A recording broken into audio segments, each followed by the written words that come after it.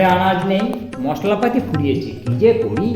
ও শুনছো না বাবা, সবে তৃতীয় বিশ্ব ধরেছে, লেখুক।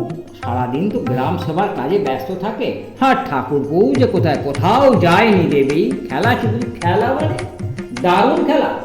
কুসুমপুরের সঙ্গে আমাদের ম্যাচ। তা খেলতে যাবে কখন? ভাত খেয়ে, শুধু ভাত খেতে পারবে তো, তার মানে আনাজ পাতি মশলা তো বাজারে দুধ ছায়, কোথায় একটু মন দিয়ে খেলার কথা ভাবো, তা নয় যাও এখন বাজারে আলু কেন, পটল মূল্য সমস্ত কেন। কিন্তু দোহাই বলি, আজ যে আমি খেলতে যাবো, দাদা যেন জানতে না পারে। জানতে আমি পারবোই, আর জানতে পারলে পুলিশে খবর দেবো। পুলিশ এসে তোমাদের সকলকে বেঁধে নিয়ে যাবে। কি বললে? না না, ক্ষমা নেই। চুপচাপ গ্রামে আমি এসব চলতে দেবো না। এই রে, ওরা মদ তুলছে, তারপর কোন দিকে যাব? থানায় না বাড়িতে? কি বলছো তুমি? ওরা মদ তুলছে না, মদ তোলা চলবে না, ঘুমোর গানা বন্ধ করতে হবে। কি ভেবেছে তো?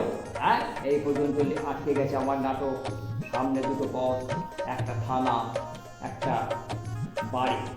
দয়াল কাকে অপমান করেছো, দিব্যেন্দু ডাক্তারকে অপমান করছো, এমনকি প্রশান্তটাকেও তুমি অপমান করছো। কেন?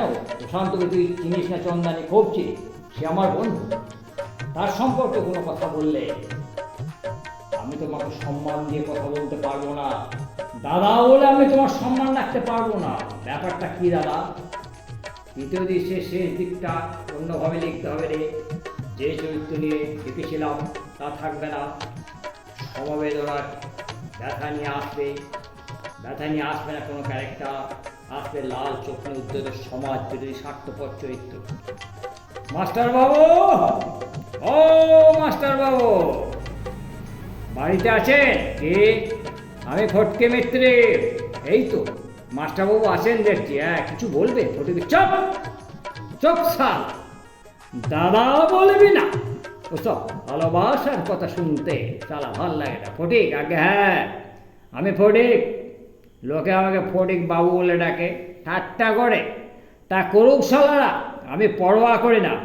কিন্তু আপনি শালা বাউরি পাড়ায় গিয়ে কী সব লেকচার দিয়ে এসছেন?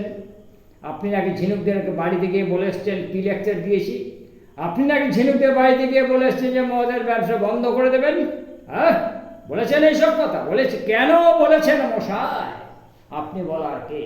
আপনি জানেন সারা ফটকে মিত্রির মদের ভাটি আছে বলে এই সুপচর অঞ্চলের এত নাম শুনুন, ভালো করে শুনুন স্যার। ওসব প্রশান্ত বাণিজ্যের সঙ্গে যা করছেন করুন, আমার পিছনে লাগতে আসবেন না।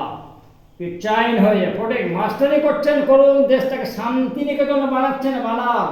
আমার ব্যবসার ওপর আপনি হামলা করবেন না। আমার মদের ভাটি আছে থাকবে, যেমন চলছে চলবে। যে সাল আমার মদের ভাটি বন্ধ করতে হবে সে সালাকে আমি মেরে ফেলবো, সাল জানে মেরে দেবো। কে?